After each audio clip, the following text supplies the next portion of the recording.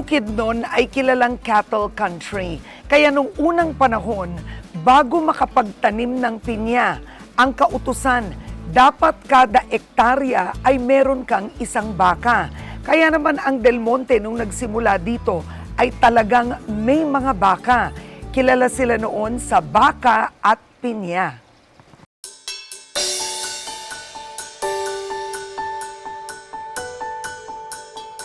Hello everyone! Welcome to my YouTube channel. Samahan niyo ko at bisitahin natin ang pinakamalaking plantasyon ng pinya sa buong Asia. This is Pineapple Paradise.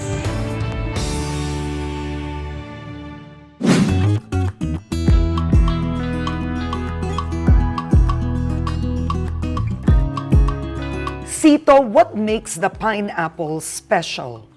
The pineapple is special because it is the luckiest fruit ever. No?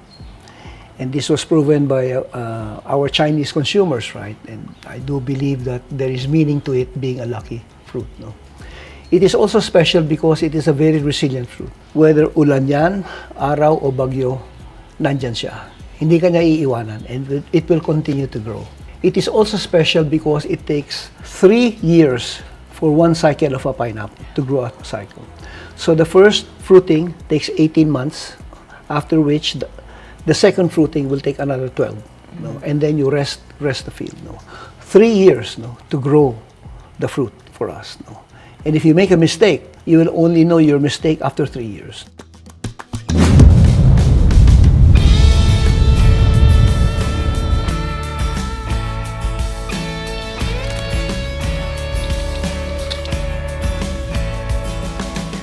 Pagtatanim ng pinya ay isang siyensya. Hindi ito basta-basta. Katunayan, iisipin nyo, ito puro pineapple na ito pero hindi pa. Ito ang tinatawag nilang nursery. Nursery. Kung saan po hinahango yung mga susunod na pananim para sa susunod na mga pinya. Ito po ang example nung tinatawag namin na seeds or planting materials. Asa ng seed? Ito po ang tawag na, ito po yung planting material. Pero ito yung seed mismo ng pinya. Ito na po yung susunod na itatanim. Oh. Pero bago siya itanim, ititreat pa namin para walang disease, walang sakit. Kasi napaka-importante po nung size at saka kailangan masigla yung pananim na itatanim namin. Oo, so ang laki pala nung seed, no? Ang laki ng seed ng pinya. Gaano katagal para ito po ay mabunot na at magamit? Mula po pag hinango po ito, kailangan mas maaga mong maibalik eh. So in less than at least mga 2 days, kailangan maitanim mo na siya agad. Tignan natin, ang dami-dami na nilang hinahango ngayon, no?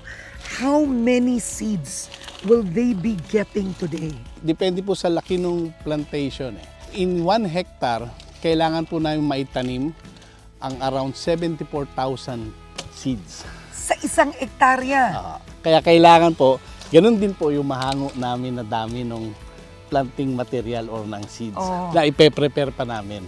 So, ito pag nakita nyo eto umikot tayo dito, lahat po ito ay puro nursery po ito ng pinyahan. Ilang ektarya po ito? Ito, mga 10 hectares din po itong lugar na ito. 10 hectares at puro nursery lang ito. And ilang seeds ang nangangango sa 10 hectares? Dito sa plantation na to, we can harvest mga around 14,000 planting materials po na seeds. 14,000 seeds a day? Total? Total? Yeah, yes. I think hindi maabutin mga few days, 3 to 4 days para ma-harvest po yun. Ngayon tignan natin, no? So yung seed na ito, sa isang seed na tulad nito, isang pinya yon. Isang pinya. At sigurado na yun, sir, or pwedeng hindi ito maging hindi po. pinya? Pwede rin ho, kasi halimbawa po pag may sakit, ang isang seed, isa lang pinya ang kaya niya. Kaya importante po, yung size tama, kailangan healthy, kasi after po itinanim, meron tinatawag kami yung mortality na baka mamatay pa yung halaman. At gaano katagal bago naman bumunga ang pinya? Pag mula tinanim hanggang sa paghango ng unang pinya, 18 months po. 18 buwan. Isipin nyo yun, 18 months of nurturing at pagmamahal para lumabas ang isang pinya.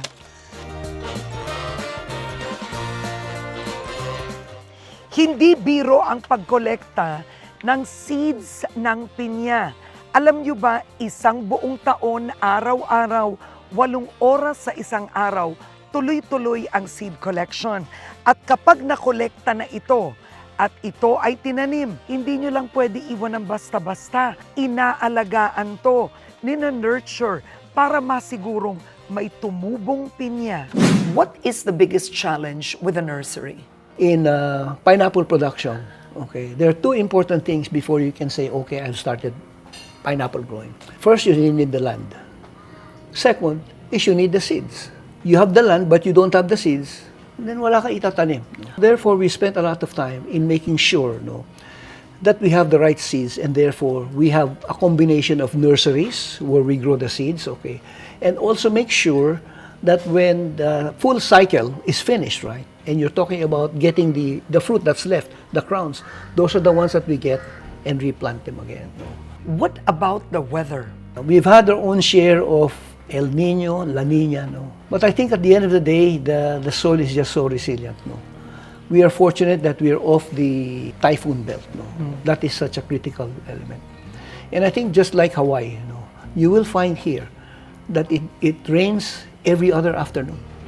It just rains, whether it is summer or rainy period, it just rains. So the weather is fairly stable, and that's the weather that pineapple likes, okay? Because pineapple does not like water. It doesn't like a lot of water, so we have our own flood control here. So that is effective for us, right? Okay. So that is our own model of flood control. It will never flood here because we have waterways built over the years. We perfected them, and that helps us a lot as far as weather is concerned.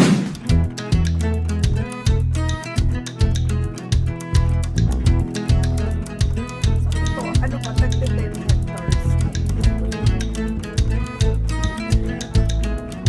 So pagkatapos ng nursery, nasa na tayo ngayon? Ito naman yung planting area na po Oo. tayo. At yung planting area, lumakbay pa kami hindi po siya magkadikit. Ilang hektarya po itong planting area? This planting area, nasa 8 to 10 hectares din po ito na 8 ito po, to 10 pag tinignan niyo po yan. hectares. Alright. Hello, ito naman ang ating ito po Al. si Al. Al, anong kailangan muna natin gawin? May baon na kaming gloves. Bago po kayo magsimula ng tanim, kailangan po isuot niyo muna yung protective equipment para sa kalikasan ko. May tools tayo dito. Itong tinatawag na planting iron. Ito po ang ginagamit para tanim yung mga sibilyan. Ayun, okay. Planting rope. Oo. Ginagamit ito para po ito po ang yung susundin sa pagtanim. Bawat tibol tayo nito ay dapat dito mo ilalagay ang similya. Grabe, ang hirap pala magtanim ng pinya. Kailangan po pantay-pantay ang distansya kada similya. Napaka-scientific magtanim ng pineapple seed. Hindi lang ito basta lang isasalpak mo sa lupa ay tutubo na siya. Ang lalim ng pagtanim mo dapat nasa 1/3 or 4 to 6 inches ang lalim. Oo.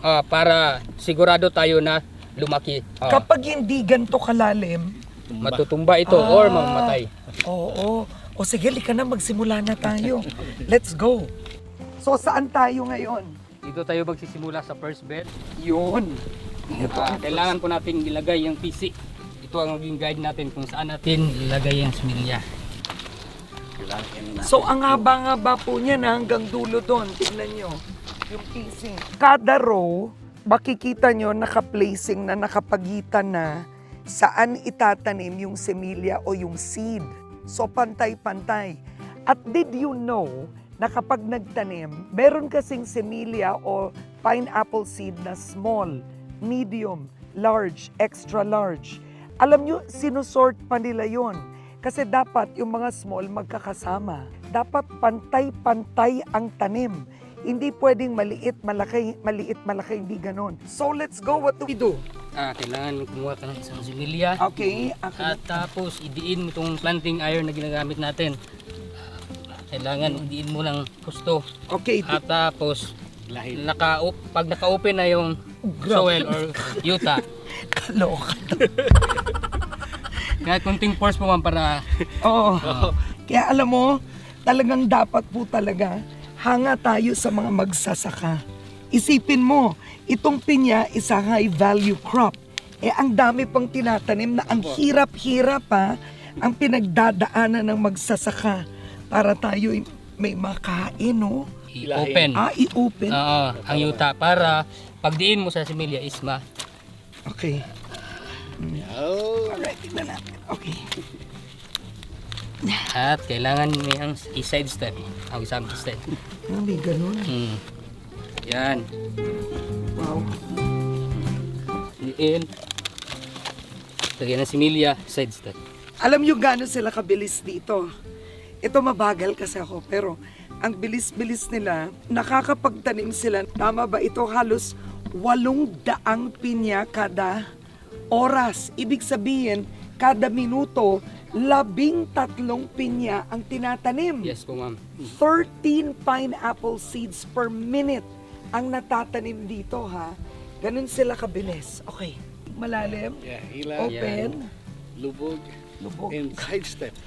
May rhythm. Dapat po ma'am, paglagay ng similya is with force para mas With force. mas malalim pa yung Paano with force? Gawin mo. Yan, Yan. With force. diin mo. Dapat Idiin dito, mo. Oo, tama ma'am. lahat ng galit mo. Galit mo sa asawa mo. Boyfriend mo, girlfriend mo, dito mo ilabas. Di ba? Magaling na planter po yun. Oo. Mga galit nyo sa flood control. Dito nyo ilabas. Magbubunga ng matamis na Ayan pinya. eh. Ang bunga nito. Matamis na pinya.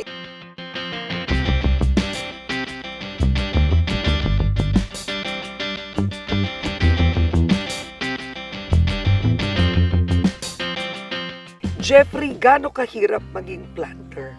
Mahirap ma'am, pero sa kuan ma'am, madugay ma'am. Kuan lagi po na maanad na. Kadugayo na mo ma'am. Dili na mahirap ma'am. Oo, pag nasanay na. Yes ma'am. Oo, gaano katagal ka ng planter? Magkuan naman 7 years. 7 years. Yes ma'am. At bago ng trabahong to, anong trabaho mo? Harvest ma'am. Harvest. Yes, ma'am. Oo. Ilan ang napaplant mo sa isang araw?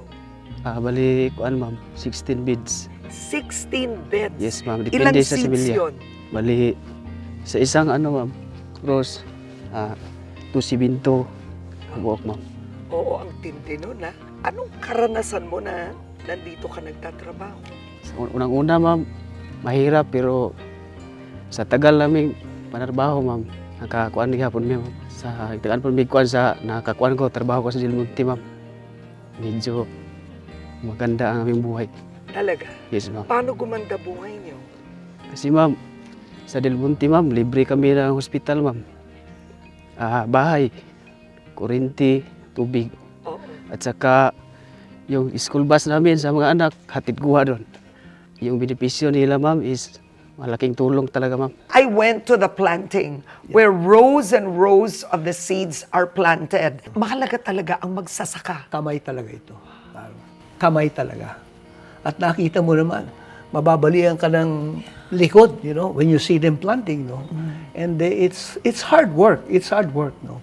We always make sure that the planters also are one of the highest paid among the laborers because if they make a mistake, right, that's the end of the pineapple plant. Ang magsasaka, palaging sinasabi nakakalimutan, sila yung pinakamahirap sa Pilipinas.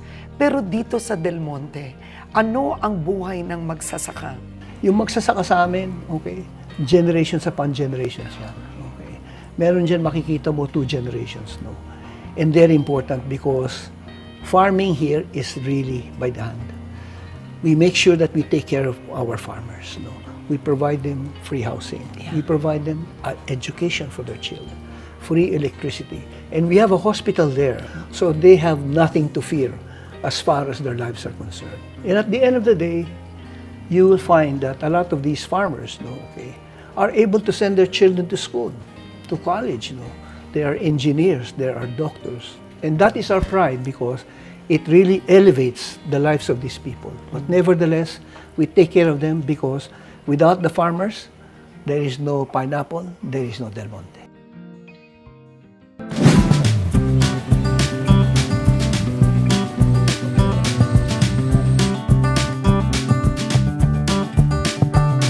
Lahat ng nakatira sa kalyeng ito ay empleyado ng Del Monte Philippines.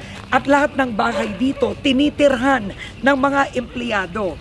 Pinapagamit ng libre at pati tubig at kuryente libre din. Kine-henerasyon ang mga nagtatrabaho sa kumpanyang ito. Ika nga, lola, nanay at pati apo. Lahat sila ay empleyado. Isipin mo yon. Hi, Mark! Hello! Wow! Hello! Hi po! Hi po, Lola! Hi po, Lola! Si Karen po, si Karen. At si Lola ay totoo, 101 years old na?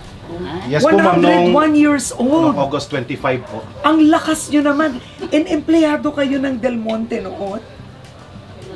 Anong trabaho ni Lola noon sa Del Monte? Sa Noon ni PEL Lola. siya, sa kanang cultural department. Sa cultural Wow! po. Oo. So from Lola to nanay to apo, lahat kayo ay Del Monte. Yes po, ma'am. Kasi maganda yung Del Monte, ma'am. Maraming mga privilege na magamit namin. How does that feel? I mean, this company. Siyempre, masaya, ma'am. Kasi it runs in the blood kasi yung lola ko nakapag-retire, yung nanay ko nakapag-retire, pati yung papa ko. And sa side ko po, hopefully, makapag-retire din ako dito. Sa anak ko, i-introduce ko din yung Del Monte sa kanya. Oo, bakit? Yung iba kasi gusto nila, ang anak nila mag-abroad, iba yung karera. Dati, nakapag-graduate ako sa Manila, pero umuwi talaga ako dito kasi gusto ko magtrabaho talaga dito po sa Del Monte. Yung ano po, ma'am, security po. Yung ito, bahay, libre, kuryente, tubig, libre. Tsaka hospital, libre rin po. So, parang hindi mo makikita sa ibang company na yung mga benefits na binigay ng Del Monte po. Kaya yun po parang binabalik-balikan. Tama yun. No? That is part of our benefit. No? Na libre ang bahay nila. Pati And that kuryente, is- Pati kuryente. pati tubig, lahat yan. libre. pati eskwela. Yeah. Sa ospital, zero balance billing daw kayo. Of course. No? Wala silang binabayaran dyan. Pati gamot. Now, some other companies might say, this affects our profitability. This is additional cost. To me, that is the cost of doing business. That is the cost of producing the pineapple. That is the cost of people working hard to make Del Monte a success, and that has happened for the past 100 years.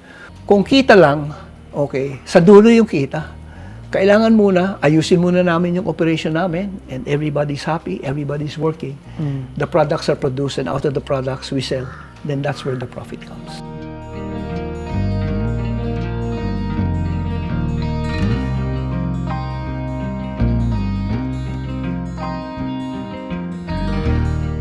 The pineapple is special, especially in Bukidnon, because it has helped thousands and thousands of families, sent a lot of children to school, and has helped the government of Bukidnon, no, in creating jobs. No.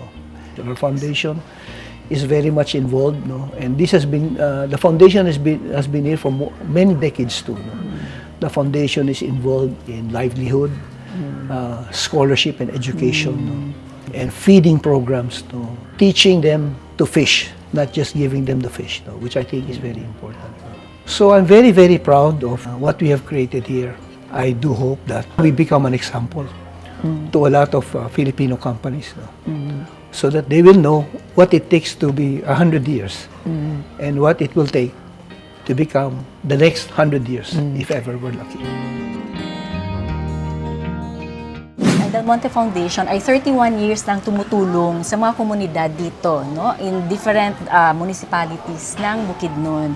In fact, umaabot ng mga 300,000 individuals ang Yeah. natulungan na ng Wow. foundation. Sa iba't ibang programa niya. Meron kaming program sa education, meron kaming program sa health, sa environment, at saka sa livelihood and skills training. Sa education, may mga scholars tayo. Mga 300 scholars ang sinusuportahan natin. And we have produced over 1,000 graduates in college already. Wow! Hello po! Si Karen Davila po. Si Marilyn. Hello! Hello And then po. si Maris. Hello! Yeah. So ito yung mga kababaihan na tinulungan rin ng foundation. At tinuruan niyo sila mag-beading at handicrafts. Yes.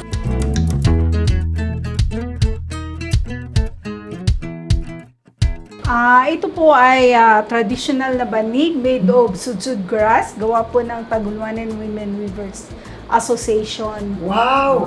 Okay, so, paano nila natutunan po ito, ma'am? Ang paggawa ng banig ay isang traditional na gawa na minanap pa ng kanilang kanunuan. Traditional weaving passed on from generation to generation. Ang Tagulwanan Women Weavers ay partner ng Del Monte Foundation. Kami yung kinukuha nila para mag-train doon sa mga community na tinutulungan nila para sa technical expertise at marketing support doon sa mga community. Si Maris ay mula sa Higaonon tribe. So, buhay na buhay pa ang bead making nila, Maris. So, kayong gumawa ng lahat ng ito? Yes, ma'am. Anong naitulong ng foundation sa tribo ninyo? Ang Del Monte Foundation ay nakakatulong sa amin kasi na bibigay siya ng income. This is traditional IP, Yes. IP This is craft talaga. authentic. Yes, oo. Kumbaga, may kabuhayan na binuhay pa ang kultura. Oo. Right? Yun diba? Tama.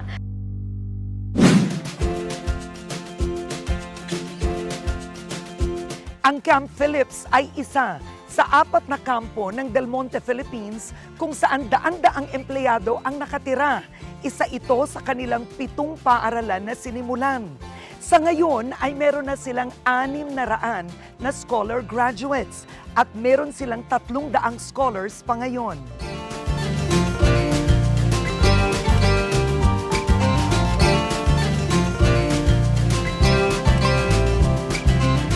Okay, listen. Negative 5 plus negative 10 is equal to, yes? Who can answer? Negative 15. Very good. Negative 15. Okay. Okay, class, let's welcome Miss Karen Davila. Hello! Wow, maayong hapon! Kamusta? Hi, teacher! Nice to meet you! Hello, ako po si Ate Karen. Nanonood ba kayo ng ABS-CBN? Kamustang teacher? Magaling? The best, sabi, the best.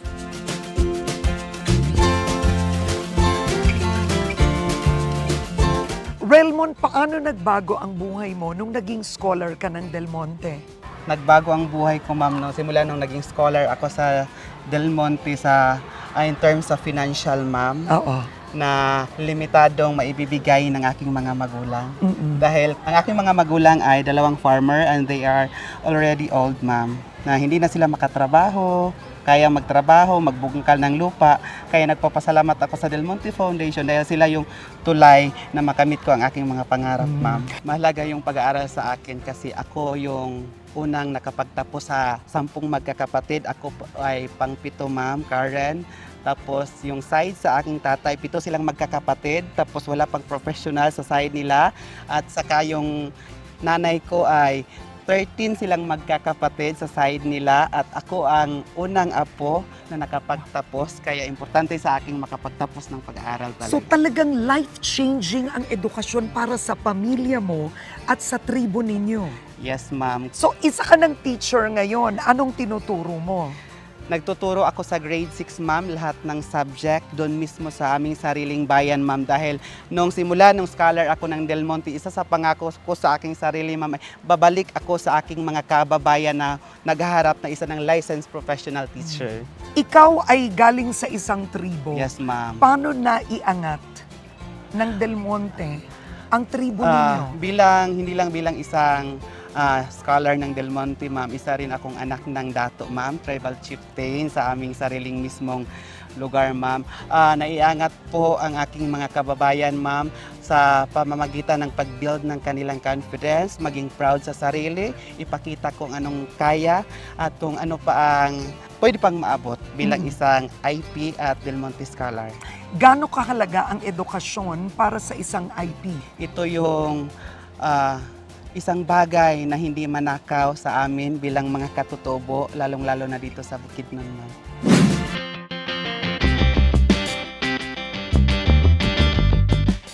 Dahil sa dami ng empleyado nila dito sa Bukidnon, umaabot sa 1,700, nagtayo na ang Del Monte ng sarili nilang ospital. Actually, 1946 pa ang ospital na ito. At sabi nila, basta empleyado, libre lahat ng gastos dito. Phillips Memorial Hospital was named after the late Lawrence Merck Phillips. Isa po siya sa mga pinakaunang mga employees ng Del Monte, who is an American.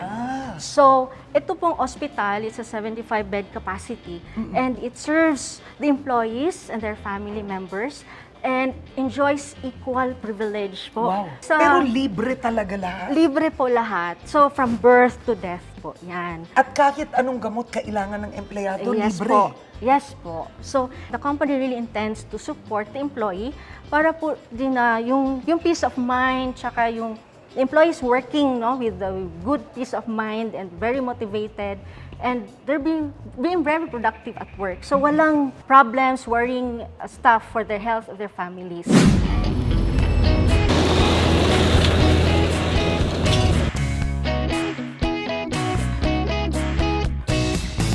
Inikot ko ang plantation, 30,000 hectares. Yep. Ikwento po ninyo, Del Monte po ba may-ari ng lahat nun? Under the land reform program, as you know, you can only own 3 hectares per family. So what happened was the plantation then, which would probably just be about 10,000 hectares, I would think, at that point in time, okay, was sold to the employees. And so a cooperative was born, whereby the employees became part of the cooperative, and the cooperative, bought the land from the Americans, supported by the Land Bank. And the payment for the land was through the rental that the cooperative earned from Del Monte Philippines, from the company. So, ibig sabihin po nito, sir, itong 30,000 hectares, hindi po to pag-aari ng Del Monte. Hindi. Ano pong ginagawa ninyo, sir? Okay. Dyan sa 30,000 yan, about 10,000 yan is owned by the cooperative, owned by the employees. We rent it out from them. So these employees are still employed with us. In addition to earning, they also earn the rent that we give to them. For the balance, these are independent owners. Some of them pinamana na lang sa kanila. Some are really professional agriculturists. So we rent the land from them. We lease it for a period of about 15 to 25 years, and that's how we operate. Kaya tayo ma'am, tingnan natin yung Oo, kaya tayo. Ito yung ginagamit sa harvesting, yung makinang to. Dito tayo ma'am. Ayun! Ang galing naman nito. Isipin nyo, 1,000,000 na pinya ang hina-harvest every day. Yes ma'am, every day po. Bakit eksakto na halos 1,000,000? Is it the size of the plantation or ganun lang talaga ang cycle na? Cycle din ma'am, tas yung demand po ng market po ma'am. Oo. Yan, dinideliver na. Yung eto po, yung fresh pines, is dinadala natin dun sa pack house. So sila yung nagbibigay sa atin kung ilan yung tonnage na i-harvest natin. Okay po ma'am, eto, umaandar na tayo. Parang yung andar natin is mahina lang kasi yung Maandar pala kami kasi yung harvester natin is parang pinipili talaga nila yung right na fruits na ipipick po. So nagbigay tayo nagbigay tayo ng specification sa kanila na pack 5 to 6. So yun yung hanapin nila na pinya na 5 to 6. Tsaka yung shell color niya is 2 to 3. Pero itong wings na to, ano to? Gumagalaw ba to? Yes ma'am, gumagalaw po ito. Meron po tayong top operator sa taas, siya po yung nagko-control. For example, kung mababa na yung wings, sumasayad na, iangat niya para maging balance ulit. So, kasi sa dami at sa laki ng ina-harvest, hindi na to pwedeng mano-mano na isang harvest tapos basket, hindi ganon. Dapat talaga pumasok siya sa isang container. And where does this go? Doon sa truck ma'am, yung sa truck natin ma'am, doon po pinapile yung fruits natin. Bale, 3 bins po yun sa likod, doon pinapile yung fruits natin. Every bin po ma'am, yung capacity niya is 840. 840 fruits per bin. Times 3, around 2.5. So, isang load na yan. So, sa isang truck, 2,500 fruits. Yes, 1,000,000 prutas sa isang araw sila. Masasabi mo bang sa Bukidnon, talagang ang kumpanyang ito is the heart and soul Yes, in ma'am. Bukidnon? Yes, ma'am. Ito po yung heart and soul kasi dito nanggaling lahat eh. Yung tawag sa amin kung dito ka nagtatrabaho, yung tawag sa iyo is anak ka sa pinya. Anak ka sa yung pinya. tawag sa amin, ma'am, anak ng pinya. Pag dito ka galing sa Bukidnon, especially in Camp Phillips, tapos nagtrabaho ka sa Del Monte, so yung tawag sa iyo is anak ka na sa pinya. Ang galing nun Yes, ah. ma'am.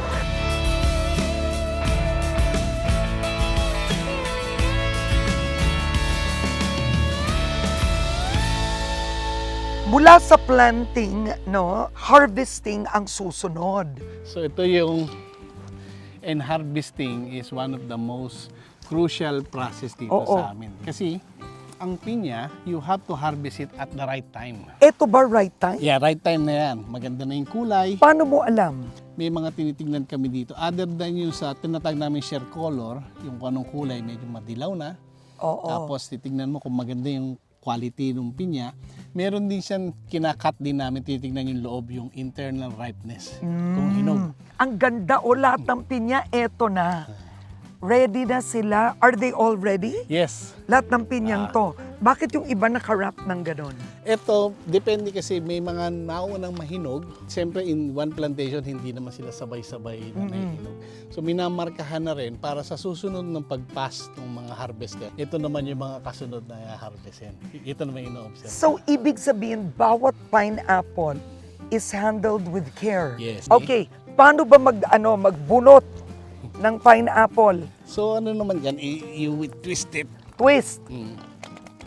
Oh, grabe. Yeah. Twist. Ah, okay. Oh, wow! Yeah, Ayan, look at congratulations. that! Oh, ganyan talaga yung ilalim. Yes, ganyan. And ano to, looking at the color, ano siya? Ito, magandang klase yan kasi walang mga sakit, malinis. Ang ganda, fresh na fresh from the seed. So ito pwede na to kainin. Hindi pa. Titignan muna natin. Yeah, yeah. Alika nga, tignan natin. Paano, sir? Sige. Bago kainin, kukuhanin natin si Mr. Joel. Alika, Siya ang alika. aking expert na tigabukas ng pinya. Ayun, tignan natin ngayon. Sige. Oo. Ganun lang yung balat tatanggalin. Alright. Galing naman. Nangangahulugan ba lahat ng pinya dito ganito? Oo, yung mga ganyan, More or it less, represents more pare-pareho. na. Sige. Kailangan Galing mo naman. May style yan. Uy, Yan. ang galing niya. Okay, eto na ang taste test. Ready na ba ang pinyang ito? Ang tawag ba dito Sweet 16? Sweet 16. What is the Sweet 16? Ang Sweet 16, ang variety po ng pinya is MD2. Yung Sweet 16, it means it's a sweet pineapple with a Brix reading of 16. Guys, my face is not lying. Oh my gosh. Ang tamis-tamis.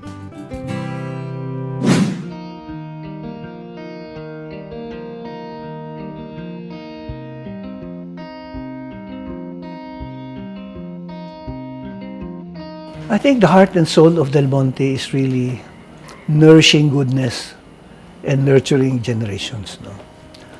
Why do I say nourishing goodness? Because if you take a look at the past 100 years, no, we have nourished not only products, but we have nourished the land.